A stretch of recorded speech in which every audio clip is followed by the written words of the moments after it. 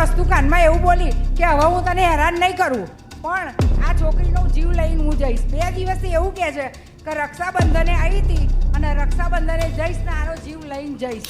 કંકુ માથામાંથી નીકળ્યો, ચોખા નીકળ્યા, એ બધા ફોટા મારી જોડે છે. ઘરમાં કંકુના ડગલા થઈ ગયા, પૈસાના ડગલા થઈ ગયા, મોડામાંથી પૈસા નીકળ્યા. જગ્યા નહીં માં 1000 જગ્યાએ ફરીને આવ્યો છું. રૂપિયા 8 થી 10 લાખ રૂપિયા વાપરે છે મેં. પહેરેલા કપડાં ફાડી નાખ્યા. કોઈ પણ દરબારમાં ગયા હોય પણ એના કપડાં ફાડી નાખે, આપણને ખબર ના પડે. પહેરેલા કપડાં બધા ફાડી નાખે, આમ લહેંગા કાઢી નાખે.